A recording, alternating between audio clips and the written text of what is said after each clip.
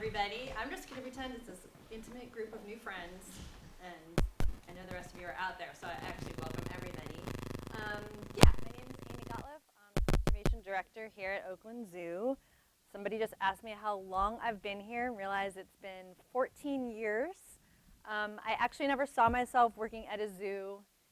I didn't really know that zoos were so active in conservation. I came for an interview because the job sounded so great, and right off the bat learned kind of the same things your CEO learned, that the zoo's been forever really interested in wildlife conservation, and I was sold. And every time I think, well, maybe there's something else to do out there, I get really connected to the projects we're working on, really dedicated and inspired by our partners, and I just can't leave. So here I am, happy in my job.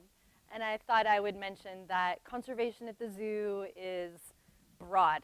So it's not just me, even though I am the conservation director. Really, every department in the zoo is practicing and helping in some way, is involved in some way, from marketing to our education department to our membership department. We are all embracing the things we do for conservation. So I have a good team behind me. Okay, so I've always loved animals. I never knew what I wanted to do about it, but I knew I wanted to connect people to nature. So here I am.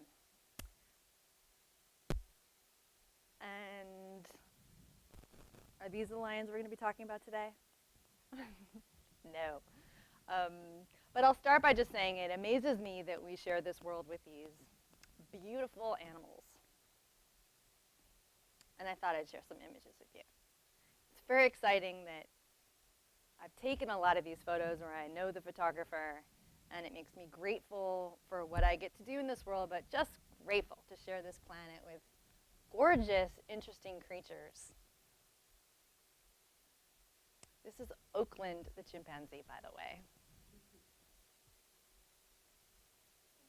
Little baby sea turtle that I got to hold before she took this little journey in Guatemala.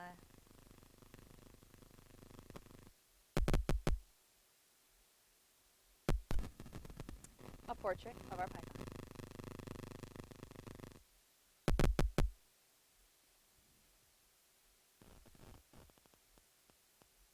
And I start this way because this is why I do the work I do. It's amazing to me that we get to live on this planet at this time with these animals. And I think it's a very crucial time to be alive. I mean, we get to live in this beautiful country. There's animals all over the world that we still get to experience. We don't know how long that's going to be, and we're at this poignant period of time where our actions really do matter. Like, it's going to make a difference how we all act now. And to me, that's really exciting. And every animal matters, even my little kitty Nimba. So we share this planet, right? There's animals all over the world, and we share it. We people. There's a few of us people in this world. There's actually a lot of people in this world. There's a whole lot of people in this world. Like tons. And that's the apocalypse, right?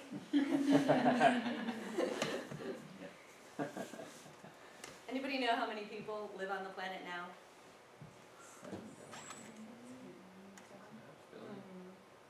Something like that. It's not like I knew off the bat. But I do remember when I was a kid about this age and I loved animals, living in Michigan.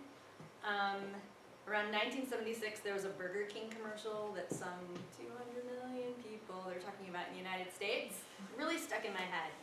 And I realized in 1976, there was just over 4 billion people in the world and about 218 million people in the US. And you guys were guessing now, how many are there? Well, I went to the World Population Calculator Tuesday and saw that. Wow. And that shocked me, especially to see it going as I watched. And at the time, or today, now the US has 321 something million people, and this was Tuesday, so there's more. So just kind of comparing those two things, that's not even my whole lifetime of change. But that's the change from when I was 11 holding those pigeons till now. And to me, that in itself just makes a statement, something that we should pay attention to. And what does that mean? population at that rate, and it's not really stopping, leads to some challenges, right? So what would those challenges be? Food. Loss of habitat. Pardon? Habitat loss. Habitat loss. You know, we're worried about water at this point. And then just jobs, sustenance, how we all are going to take care of ourselves. Well, in my world, this is the big issue. You know, we are living with these beautiful wild animals we talked about before, and now we're all kind of getting squashed against each other. We all have the same needs, right? So we have a need of, that we just mentioned, we need food, we need water, we need shelter, we need access to mates if we want our species to continue. We want protection, safety, health. That's the same thing that the animals want too, right? So what's happening is we're clashing, we're colliding on a lot of fronts. And when it comes to the conservation programs that I work with, most of them, the challenge happens because of this interface, this squash. So I'm just going to go through a few that come to mind. Lots of issues with elephants these days. Of course, the ivory issue is the main threat. But clash of habitat is a big thing. So here are elephants making their way, probably the migration that they've done years and years and years, but now they're migrating through somebody's field that probably just popped up recently. Not good for the elephants or the people. Here's a project that's really close to my heart. This is one of your African lions, young one. And what he's got there is a wild animal, but often what he has is a cow, you know, is more of a domesticated cow.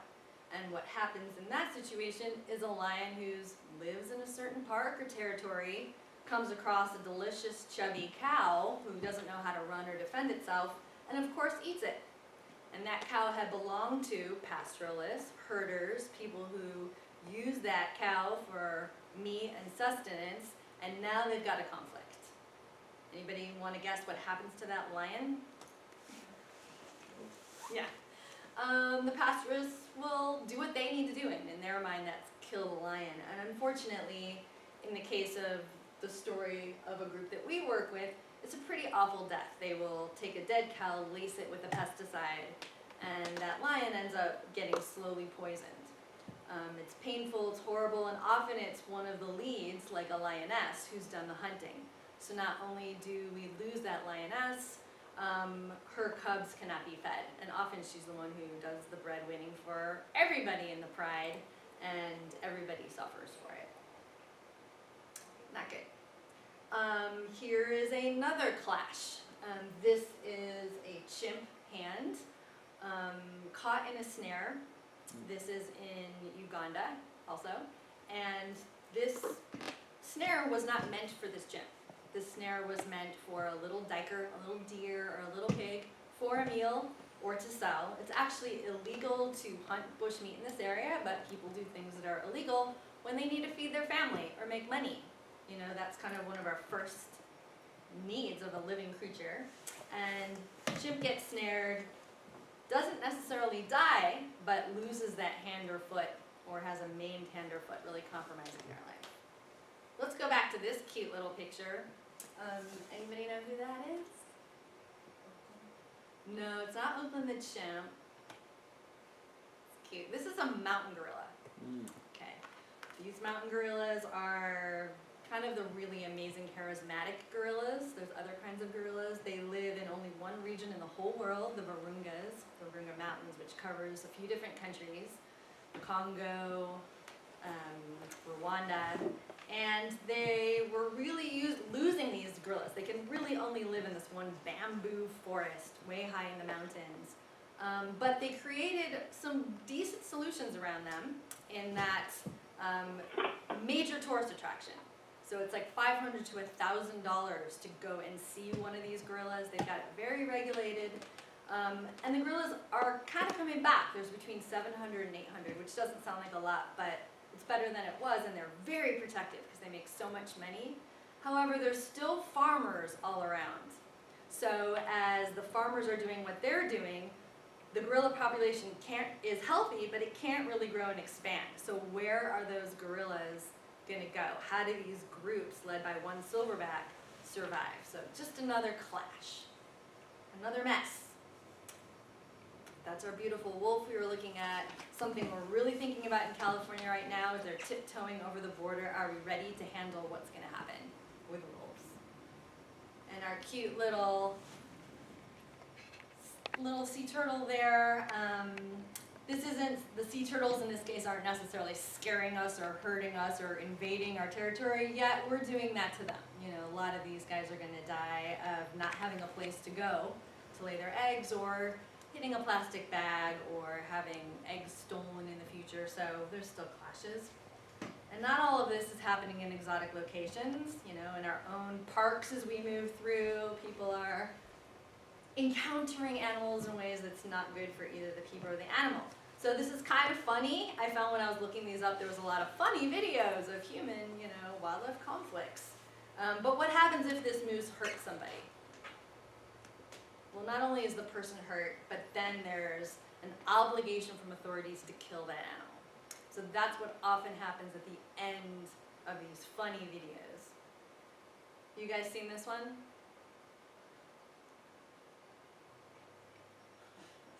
So these are people looking out their window in their backyard. You can't hear the kids, but they're all kind of complaining that the bears are on their floaties.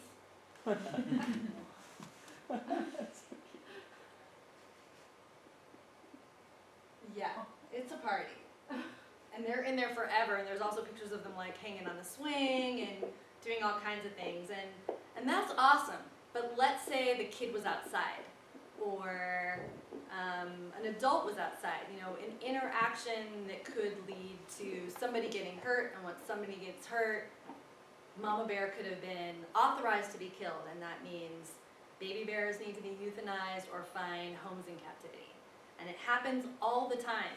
I can't tell you how often we get a call about a mountain lion or a bear that needs a home here at the zoo. I wish we had a sanctuary bigger than we have to take all of these random animals that were a nuisance animal, that are a abandoned animal, that are now momless.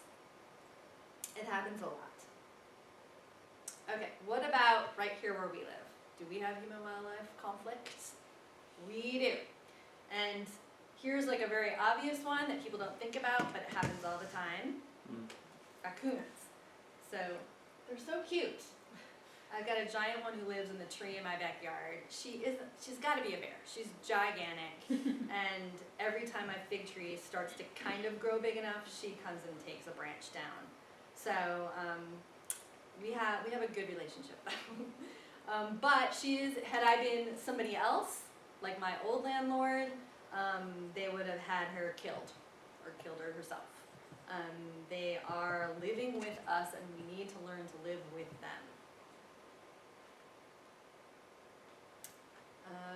Deer, you know, we've got overpopulations of deer because they don't have any major predators. They're getting hit by cars all the time, which is death for them, and sometimes it's not so good for us either. So we have a lot of that. And we have this too. So that's one of our own news stations, and unfortunately this is a mountain lion hit by a car, I think on Highway 17. Happens more than you would think, and it's one of the major causes of deaths for mountain lions. Alright, since this is about mountain lions, I'm just going to talk for a minute or two about mountain lions. Amazing animals, and so interesting how similar and different they are from African lions. They are solitary, so they're just kind of like your house cat.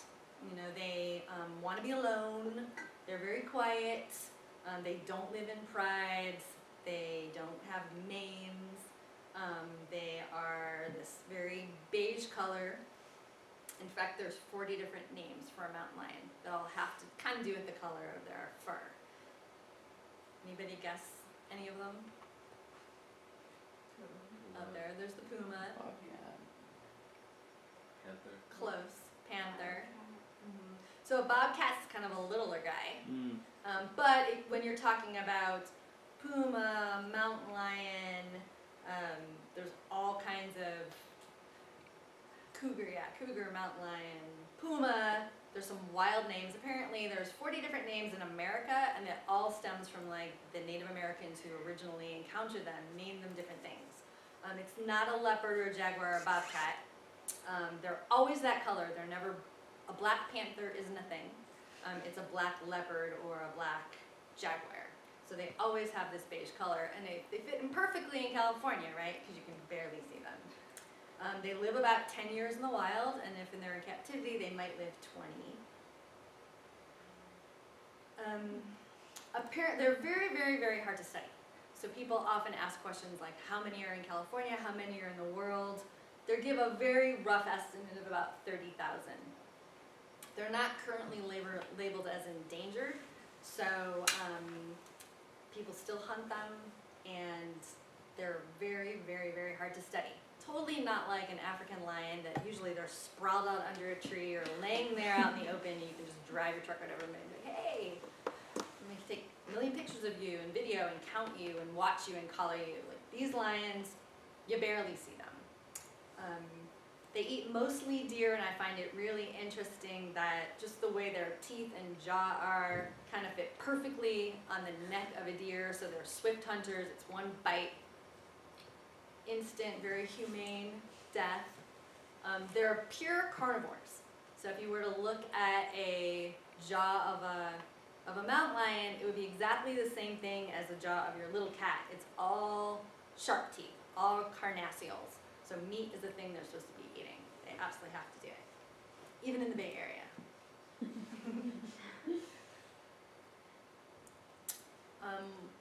They're physically kind of amazing. They can leap 15 feet in the air. They can run really fast. They can crouch really low. They completely blend in.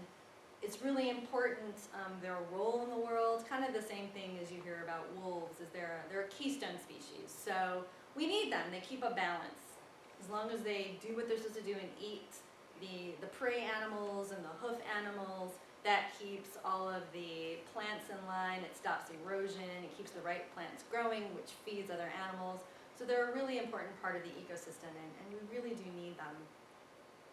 But I want to go back to the fact that we live with them. I feel it's really exciting to think that we live with a lion. There's lions all over the place, maybe. And I was just telling this group that I've been here many years. I know researchers. I've tried and tried to see a mountain lion and have never ever seen a wild mountain lion. And it's very sad. However, as I or you hike around on the beautiful trails around here or other parts of the country, it potentially is likely that one has seen you. So if they see you, they're not going to run out and jump and get you. They aren't going to make themselves very apparent. They're not like a bear. They're not like coyotes. They usually just want to hide. So I want to emphasize that there are mountain lions. There's proof of them being in very, people-oriented areas. They just don't want to really encounter you. You can barely see them even when they're right behind you. Love that photo. It's hilarious.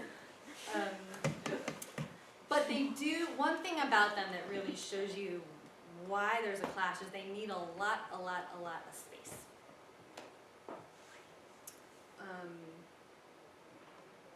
So I have a little teeny mountain lion hiding in here. Does anybody see him?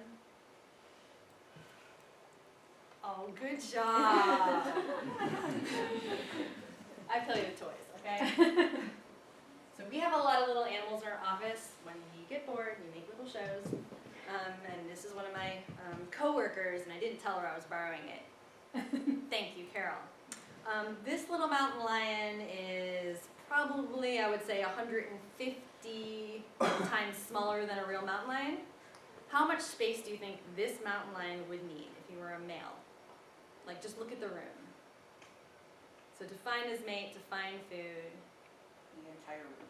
Maybe this entire room, which is really big. This little guy would actually need 1 square mile. Wow. In order to live life the way he's supposed to live. So a full-grown lion of about 100, 150 pounds needs about 150 square miles, and my fuzzy math said this one's about 150 times smaller. So keep in mind, fuzzy math, but still way bigger than this room, probably about 1 square mile. is how much they really need. So with that in mind, there's no mystery why they roam and land where we are. So especially a young juvenile male, I'm big enough to leave mom. I'm trying to find my own territory now. That's my natural thing I'm supposed to do, and I'm either running into Joe's territory, Stan's territory, or a highway or a town where everyone freaks out if I show up. So it's very hard to be a young male mountain lion. We've kind of created this situation where they're trying to do what's natural for them, they mean us no harm, and yet they're kind of stuck. Okay, so mountain lions, they're not in danger, but they have a lot of challenges currently. And these are just a list of why and how we lose many of them. They're killed in our country for trophies, for sports, for pelts, for cash. They're killed because one of them killed livestock, and now there's a depredation permit out, and that person can go ahead and kill them legally. All these different ideas. Unintentionally hit by cars, and this whole long list. So starvation, if they have nowhere to go, unfortunately, can happen as well. California is one of the only states where you cannot hunt, so I'm very proud to live here. I think Florida might be the other one. So we've got that going for us, which is great, but we still have a lot of issues that need to be addressed. One of the main ones, in my opinion, is really bad PR. So I don't know if it's just our instinct to have a meltdown, or it is the media really needs to come up with something exciting, and so they kind of lean toward a fear-based message. But I think this is an issue that needs conquering. And I was, again, looking around the news, and there was this guy, I didn't really tape the video, but this man was in the woods. He saw a mountain lion. He couldn't have been that scared, because what did he decide to do? Stand there with his iPhone and take some video. And the video is him showing a mountain lion, maybe about 30 feet from him. The mountain lion walks down into the woods, like looks around, looks at him, walks past him, looks at trees and leaves. Okay? That's what he did. I watched the video. And this is what the headline said. Right? Terrifying moment. Hiker came face to face with a mountain lion and shouted. He was desperate. And no, the guy was just like, dude, it's a mountain lion. Whoa. So this is what the media does in order to get some attention. And I find that to be really difficult to take when it is unlikely anyone's going to get hurt by a mountain lion. In fact, you are more likely to drown in your bathtub than get hurt by a mountain lion or killed. You're more likely to get hit by lightning. You're more likely to get killed by your own pet. It is barely ever happens that someone gets killed by a mountain lion. They can get hurt, they can get scared, but killed is probably not going to happen. On the contrary, we create a very dangerous space for them. So somebody mentioned when one walked into Berkeley. Yeah, one walked into Berkeley a number of years ago. And we didn't have systems set up to deal with that. There was a panic. There was, the Department of Fish and Wildlife and police are the first to be called. They didn't quite know what to do. They couldn't really surround it or haze it or do what needed to be done. And what happened, if anybody remembers? Yeah, I can't remember who shot it, but it had to be shot. And the reaction was people were pretty bummed about that. I remember people feeling really sad. This is Berkeley, Yeah, you want your family protected, and you don't want, to be going for a nice Arizmundi pizza and you get attacked by a mountain lion. However, people didn't want this, and it was very, very sad. And it was sad for that lion who was just looking for food or territory or doing what it's supposed to be doing. Okay, so this is a little bit about human-caused mountain lion mortality in California. Again, with Prop 117, somewhere in the early 90s, we don't hunt lions, but we still lose them all the time. So let's go back to human-wildlife conflict, because that's what we're talking about.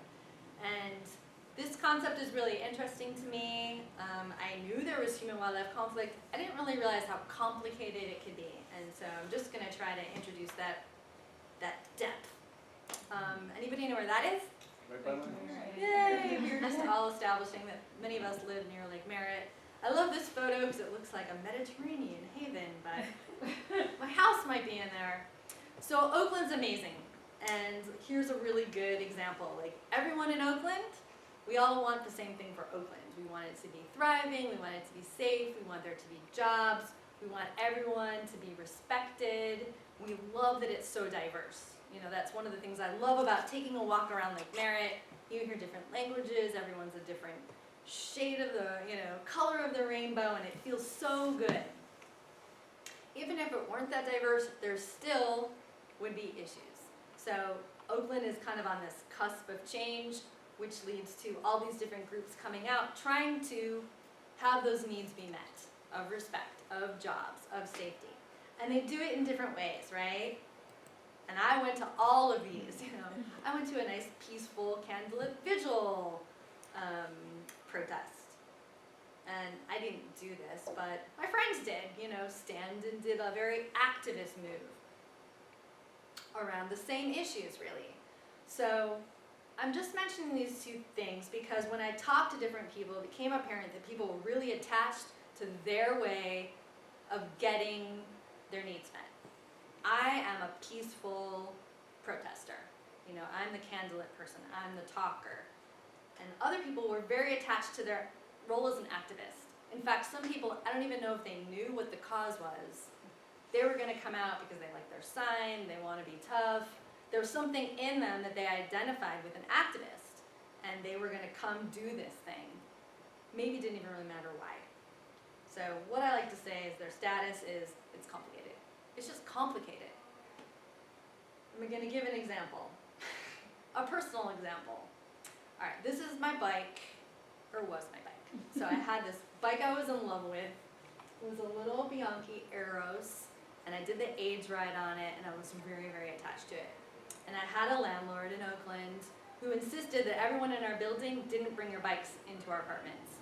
You weren't allowed. You had to put your bike in this special bike garage. And none of us really felt like the bike garage was safe. And sure enough, somebody once just clipped that lock and stole all of our bikes. They stole my Burning Man bike and my Cruiser and my prize love, my Eros. And he didn't even really apologize. So in the back of my mind, I had an underlying issue with my landlord.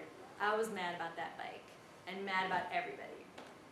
When it was time for me to leave that apartment, he decided not to give me my deposit back with no explanation. Not a good guy. I'm going to say his name right now. No, I'm just kidding. I was so worked up about it that I took him to small claims court, and I went through the process, and he showed up, and it turned out you could meet with a mediator if you wanted to. So they offered this. It was lovely. And we met with this mediator, this poor, poor mediator. Got to hear that we were both very upset. It turned out he was really upset because he considered us friends. And he was bummed that I actually took him to small claims court. And I was really bummed that he had my bike get stolen and didn't allow me to bring it to the apartment. So what I'm trying to prove is we were trying to settle the matter of the deposit, but both of us had other issues that we were dealing with it. And we're calling them underlying issues. We had a past. We had emotions about it. If you've ever dealt with office politics, and you guys are probably perfect and never do that, but there's a lot of sometimes backstory of why you're upset about something in your friendships and family relationships and personal relationships. I'll just go back to, it's complicated. So same thing with human-wildlife conflict. And I kind of like this, that human-wildlife conflict is not only a conflict between humans and wildlife, as it is a conflict between humans about wildlife, and I added this part, and a bunch of other stuff. So to get to the bottom of solving conflicts that affect animals, if you're gonna do it right, and you're gonna really get it done, you have to dig in. And it's very hard to admit that you have to do that, but you kind of do, to do the best thing for the animal. So who remembers the pumas, the young pumas in Half Moon Bay who ended up getting killed a few years back? So they didn't know the age of the puma at the time, but 2 pumas were underneath a porch in Half Moon Bay. Again, they didn't know how big or how old they were. The California Department of Fish and Wildlife came out. They tried to get them out. They tried to do the right thing. Time went by. There was kids in the area. There were residents who were nervous. The Fish and Wildlife person tried to get the medicine, the stuff that goes into the dart. They tried to get the dart. They tried to do the right thing. But in the end, they were ordered to kill the lions. And when they did that and brought them out, they realized they were really young. And it was very heartbreaking. And the community went crazy, really blaming the Department of Fish and Wildlife for doing a terrible job. I happen to have known that warden, who was the nicest guy, and nobody was more upset than him. Nobody. And it was very heartbreaking to see. We really wanted to see if we could help at the Oakland Zoo, and we did. We called him in and said, is this the way it has to be? Does the Department of Fish and Wildlife have to do this by themselves all the time, or is there a way to back you up? And so we started thinking about it. At the same time, we started examining the relationships of all the stakeholders around mountain lions in the Bay Area. And here's some of them. There's us. We'll just throw ourselves in there because we care. There's the California Department of Fish and Wildlife. There's the Mountain Lion Foundation. East Bay Parks is involved in research. Bay Area Puma Project, or the East Bay Puma Project. There are independent researchers who care. There's people living near the wildlife. There's the media. I'll throw them in as a character as well. And all these people wanted the same thing, like the people of Oakland. They all wanted the best thing for mountain lions, right? They wanted the best life for mountain lions. But they had different identities and different underlying relationships that just made it hard. As an example, the Mountain Lion Foundation is amazing. They do work all over the country, but a lot of their work is around politics and policy changing, and they'll sometimes sue an organization who's not doing what they're supposed to be doing, and sometimes they had to do that with the Department of Fish and Wildlife. It was hard for them to be good friends with that kind of relationship. There's different researchers, sometimes vying to do research in the same area with the same potential grant money. There was just, even though everybody really wanted the same thing, it was just difficult. Luckily for all of us, there's this phenomenal organization out of Washington, D.C. called the Human Wildlife Conflict Collaborative, who's fantastic, collaboration.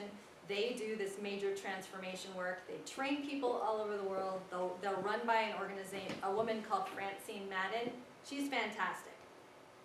And we talked her in, or she offered to come down and do a training for us.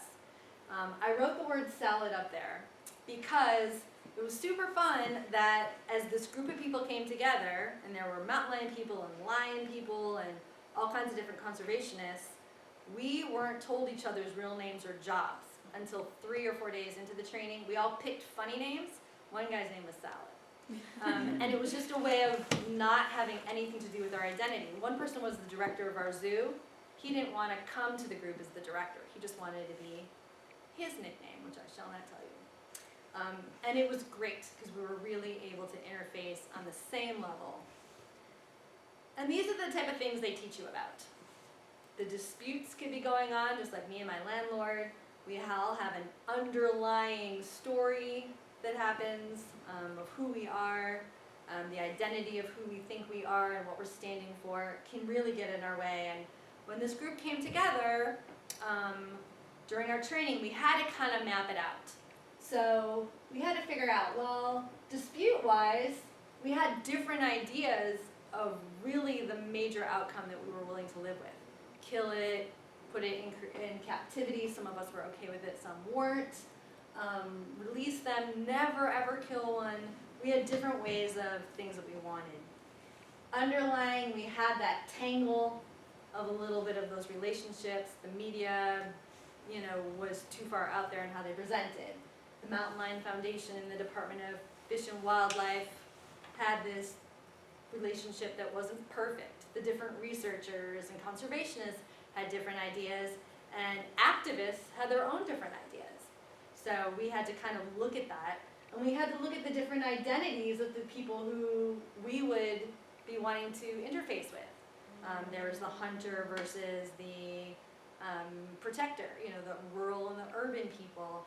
And this had to kind of be unearthed before we could move forward to really help. And what we really wanted to do was come together to prevent that Half Moon Bay incident from never happening again. In fact, we nicknamed our group Revisioning a Wild Response, which was spelled RAR, which we thought was cute, because we really wanted to come together somehow and really work with the Department of Fish and Wildlife so they never had to be in that position ever again. Once we started mapping our whole story, it looked like that. It was crazy. We won't even really analyze that, but that's what it took to sort of look to see what we were working with. All the different ways of looking at it, all the different ways we thought saving a lion should look in the end. And we had to really talk about it. And it was challenging, and it was also really exciting.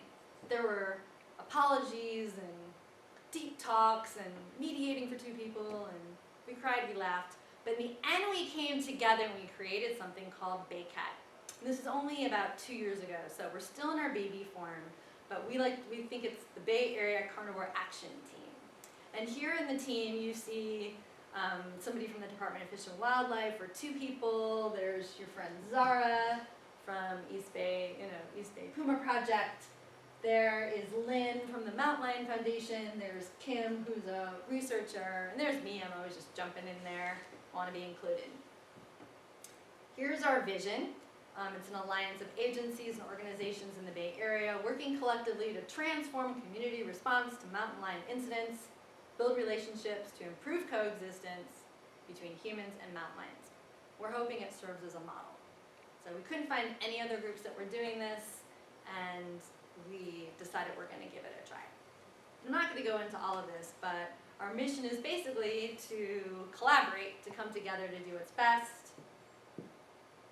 And our goals are just around conservation, responding, education, etc. Okay, so let's start with the first thing we did together, and that's that we passed a law. It was called SB Senate Bill 132, and there's the unveiling of it in Half Moon Bay. And what's awesome about SB 132, and the Mountain Lion Foundation really gave a push for this, is it allows other agencies to help legally if there's a mountain lion somewhere in the human world. So if there was a mountain lion caught under someone's porch, different, okayed organizations can come and also be people who do the hazing or the darting, or the people who work with the public who's gathered around. And that changes everything. Now the Department of Fish and Wildlife is not on their own to do this. We were really excited to be part of that passing. And and that's where it was great to be a zoo, because we had our public sign what needed to be signed, etc. We also joined the research team. So there's one of our researchers, Zara McDonald, out there with our vet, Andrea, and we've got skills that they can use. She can do the darting, she can do the examining, we can help you research. So now we have a relationship through BayCat that we can be part of whatever you're doing. So that's really exciting. We also joined forces with the department to be a place where a mountain lion can recover. So if a mountain lion is captured somewhere and is still kind of dizzy, or fell from a tree and hurt themselves, or now we've captured this mountain lion but we don't know where we're going to release it yet, we can take that lion. So we have a brand new vet center. The Department of Fish and Wildlife came out to check it out, make sure it's okay. We're set to go. So there's a little section that's for mountain lions if that should happen. And that to me is very exciting, and very exciting for them to know that they're not lost, or they don't have to drive that mountain lion really far if one is in the Bay Area. The other super exciting thing is we are on call. So we have a list of people as a team, as this response team, who would get called if the Department of Fish and Wildlife gets a call. There's a trapped mountain lion. They can't do it alone. They can call us or other people on that list. We've got darts, we've got trucks, we've got cages and traps. We can go out there and meet you and support the department so you are not alone. And with all that support, that's makes them feel more confident, and that is definitely going to lead to a better outcome for that lion. And that's the director of our zoo, our head vet, our other lead vets are on that. We're ready to go. We want to expand that to be even having educators who come with us, because being able to, once there's a crowd around, which there always will be, being able to give them, hey, here's a little half sheet about mountain lions. Here's what you can do to protect your pets. So it's a great educational opportunity, and we imagine, having these vests and kind of being these superheroes who go in and make people feel safe too, and make people feel good about what we're doing in California. We got to practice a couple months ago when there was a lion in San Mateo in a backyard. Does anybody remember that? It just kind of happened. And I got a call. I was sitting in my backyard, kind of on a hammock. I got a call, and they were really laid back. They're like, hey, Amy. I'm like, hey, how's it going? And I'd call them for other things like, oh, yeah, I want to let you know that there's a mountain lion. I'm like, what? Yeah. And immediately, I text everybody on my list, mountain lion, get it together. And so what they'd want us to do is be ready just in case they need to bring this lion to the vet, to our vet and our center, because the lion was up the tree. They had came together with the right darts and the right medicines, but they were worried the mountain lion was going to fall and get hurt, or that they didn't have a release site. And we jammed. We had some of our staff run to the vet center, prep it. We had different transportation ready to go. I ordered pizza so people could eat in case they hadn't, because it was dinner time. And it turned out he walked gently down the tree onto the grass and fell asleep, and they got an A-OK from a wonderful territory that felt about right to release it. But we got to practice, and it was really exciting. So it's a much better outcome than it was with that lion in Berkeley. So that's a huge distance to travel. Education and awareness is part of what we want to do as well. So we think people knowing more about lions, not being afraid of lions, feeling a pride in living with lions, ooh, I didn't mean that pun, would be great. And I've seen it happen in other states like Colorado, where when the news comes out, they'll say, hey, did you get to see that lion? That's exciting for you. Was it this lion or that lion? Rather than what I hear sometimes on the news, things like terrorizes, traumatizes, terrifying, which I think we can move through, especially with BayCat coming together. We try to do a lot of education and awareness, so these groups, what we have to offer is hundreds of thousands of visitors every year. We can give BayCat and the Bay Area Puma Project, the Mountain Lion Foundation, a place to talk to the public. And here's a quote from someone from the Department of Fish and Wildlife, Mark, who said, mountain lion conservation and management is now moving forward after decades of stalemates because of implementation of conservation conflict, transformation principles and processes. We're now getting to a point where we wanted to be for over 40 years. Mark now has a job title that's like Human-Wildlife Conflict Interface Manager, something really fancy like that he's really excited about. Sounds good, Mark. I am hopeful. I had a very hard time accepting the Cecil the lion story, but it made me really hopeful seeing how excited people were to do something active. Here we are at Lion Day, everybody's signing giant thank you cards to airlines for refusing to send trophies overseas. And we're also signing petitions to list the African lion as endangered. And it was really exciting to see how excited people were to be part of that solution. And our hope is people are going to be as excited to help our own lion, who also needs help and protection. And I thought I'd go back to some of our pictures of our other animals. Anybody know what's going on in this picture? Looks crazy. These are beehives. So if it's one thing elephants do not like, is bees, apparently. And they figured this out. So places in Africa are setting up these beehives around their crops, and voila, elephants are really, really giving it a wide berth, walking nowhere near it, and there is no interface. So there are solutions. And that wasn't probably easy. That probably took meetings with local people to see what would help. It took training, it took all kinds of discussions of all these different stakeholders probably before they came up with this and implemented it. So you've got to give them credit. What is going on in that picture? Crazy parade. Basically, they're training dogs to chase bears, right? So maybe a dog would work at different parks, keep bears out of people's lunches and tents and cars by chasing them around. And once the dogs are trained, the bears want nothing to do with that, and we're avoiding that conflict altogether. And again, those are some sort of park officials. That did not come easy. That came with meetings, that came with talking, that came with cooperating, that came with breaking down the issue, coming up with solutions. Remember we saw the chimp with his wire?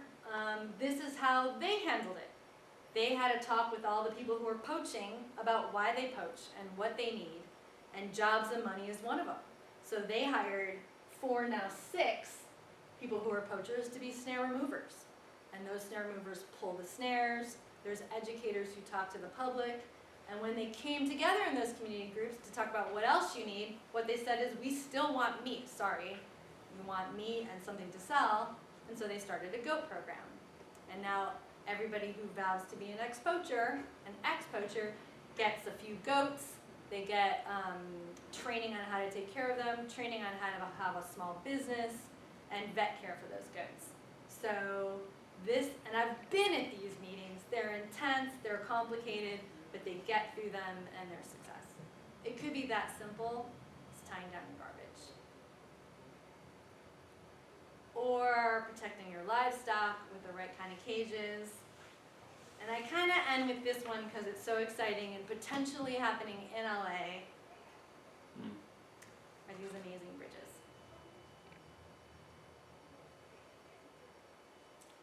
Could be happening, and that would help everything. And that's the end, and I just want to say how hopeful I am, and it's difficult and complicated, but it's so fun to be part of these answers all over the world, and really exciting to be part of it right here in Mountain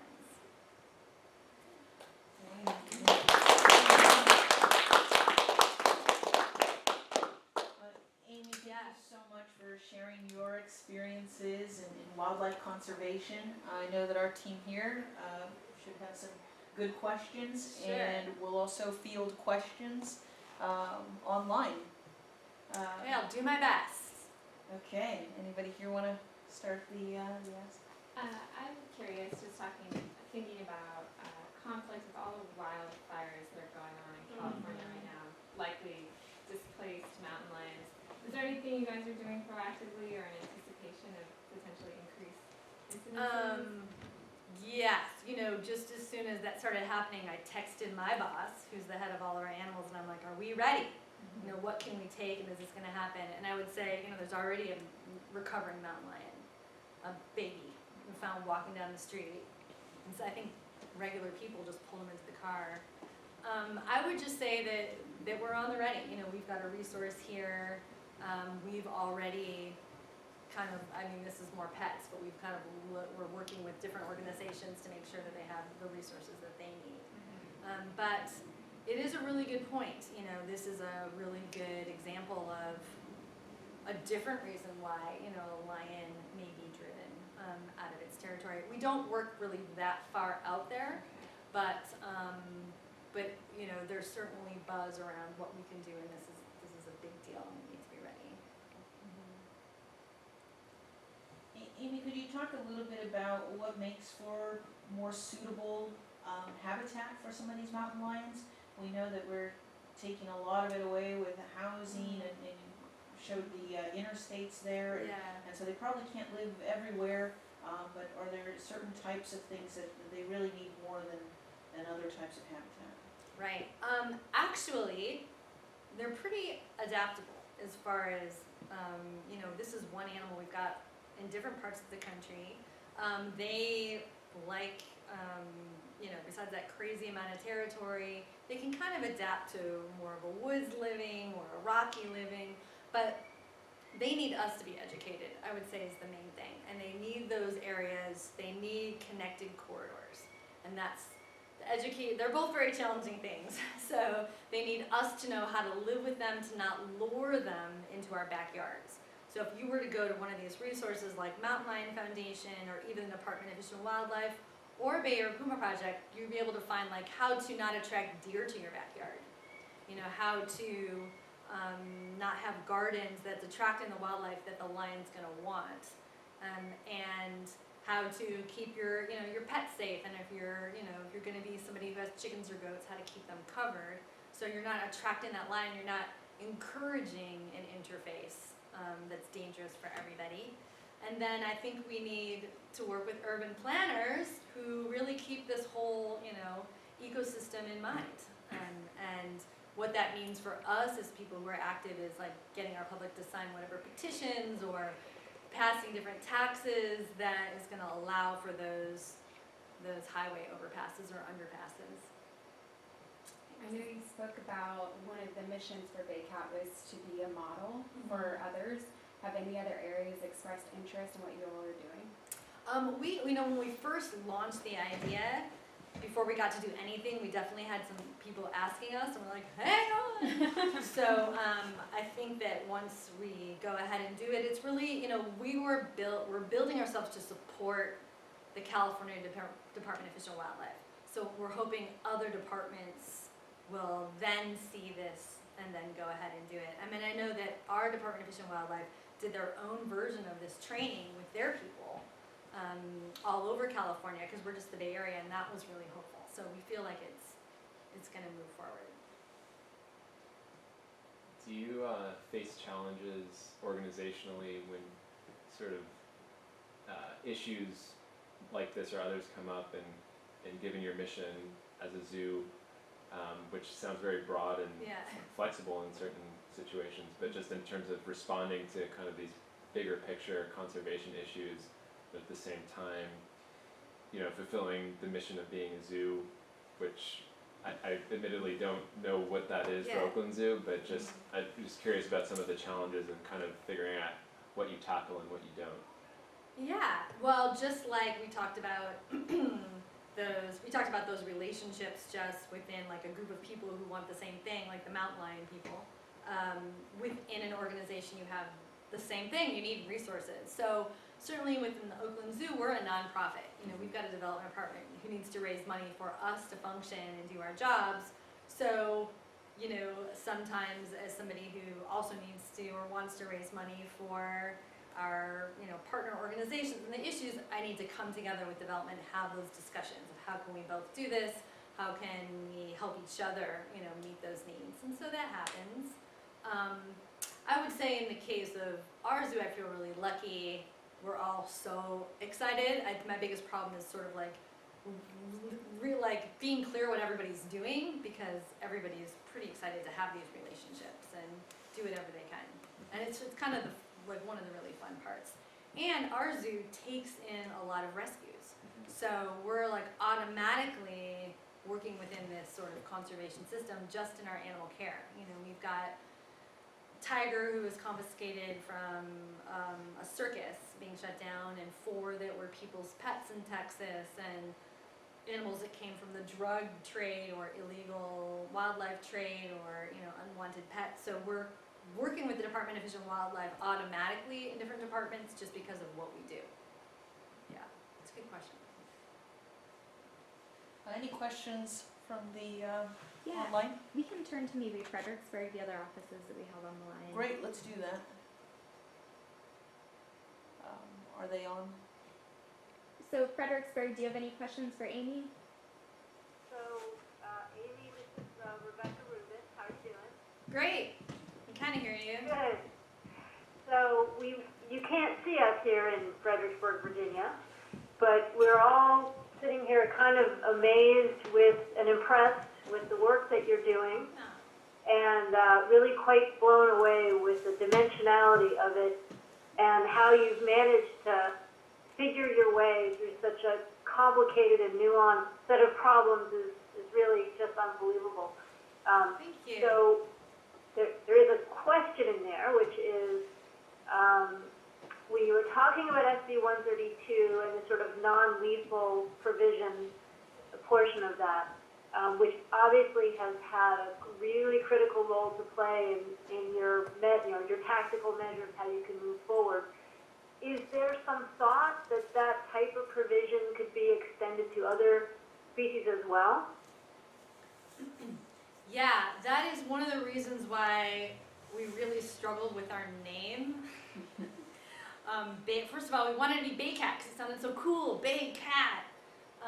But should it stand for Bay Area Cougar Action Team, or should it stand for Bay Area Carnivore Action Team? Because soon we're going to have wolves or bears, but bears aren't carnivores, so we were really struggling. We were having an identity crisis. But the main reason was because we were so passionate about the cougars right now, but we knew that this model really should be around any predator that's getting itself into trouble in the Bay Area, including doing whatever legal work it took for us to be able to be part of it. So we really look at it like the model is with mountain lions, because that is what we're really dealing with right now, aside from coyotes as well. But we're hopeful that this will expand to wolves. It could expand to grizzly bears in the future. So our hope is that it's going to be bigger and broader with successes of living with wildlife. And we will join you in that hope, because I think what you're doing here is really a pilot test, not only for other regions to pick up on, but to expand that to other species as well. And, it strikes us that your work is really pioneering here. The passage of SB 132 is really quite remarkable. And it's just an incredible bit of work that you've done. So we want to thank you for joining us today. I'm going to turn the microphone over to other folks in Fredericksburg with questions, but I do want to put in a plug here. If there's anyone who has not yet been to the Oakland Zoo when you visit the Oakland area, you need to do that. Their conservation programs are just spectacular. They're world-class, and of course, that is thanks to Amy. So, Amy, thank you again, and let's turn it over to the next person with the next question. Great.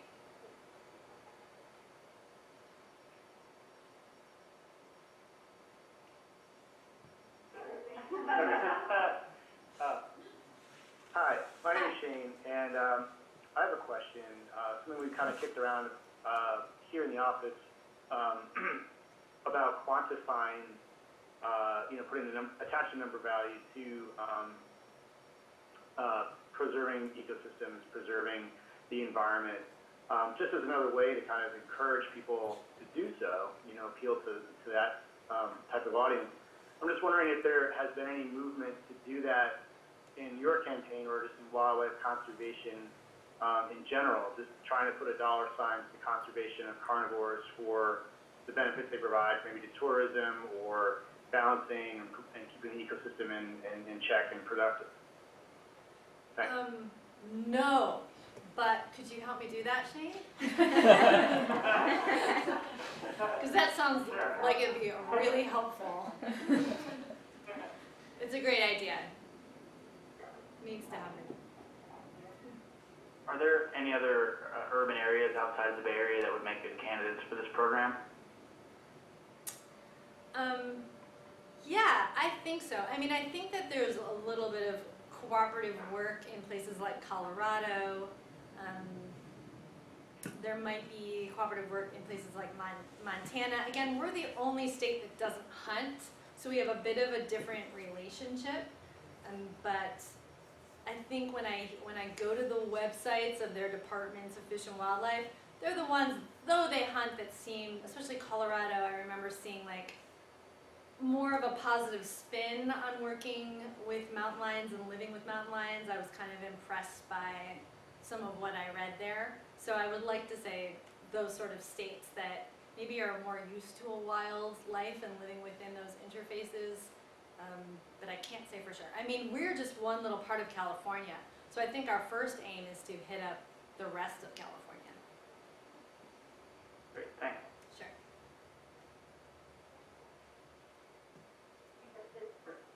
No further questions for Fredericksburg. Okay. Okay, How about Alexandria? Are there any questions from Alexandria?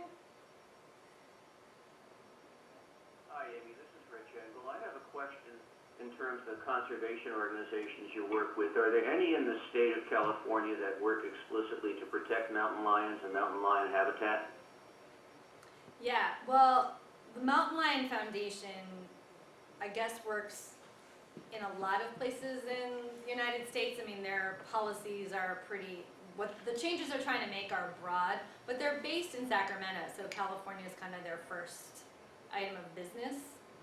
The Bay Area Puma Project, I guess that their bigger umbrella, which is Felidae Conservation Fund, works with cats all over the world. I know what to me is coming around the corner is some sort of like conservation plan for this animal. Like there's a conservation plan for condors, and I think that's when we'll see all those groups come together. Thank you. Yeah. Anything else? Any other questions? I guess that's all for Alexandria. Okay. How about the Richmond office?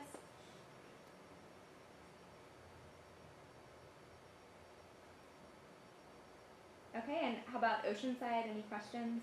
Wow, you guys are huge. Hi there. Just wondering about other potential species of a similar range, like the mountain lions, species like the Pacific fisher or marten. And I'm wondering if there's anything that your organization has done to look at those other species that are also carnivores that require space, and if there's any synergies in planning for those species in conjunction with the habitat that the mountain lions require. Right. Really good point. I think that kind of like a lot of projects, mountain lion is kind of our key animal here, but a general awareness of how the entire ecosystem works together, including those animals, would be our ultimate goal, but we're not working specifically with those animals at this point.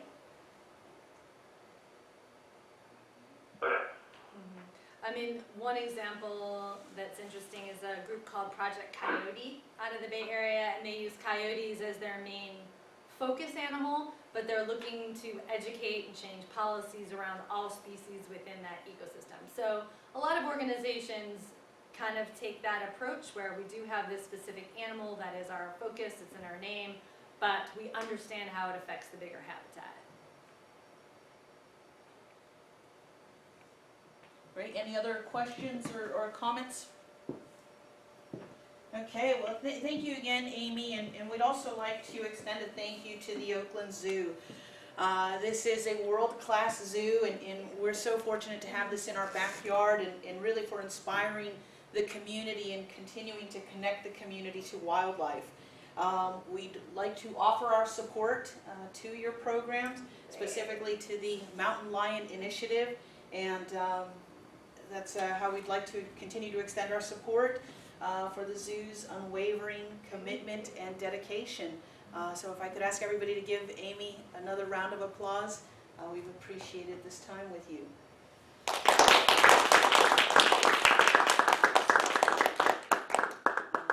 And in closing, if you're interested in learning more about Marstel Day and our Stand with Wildlife campaign, please visit our website at marstelday.com. And you can also follow us on Facebook, LinkedIn, and Twitter. Thanks. All right. Thank you.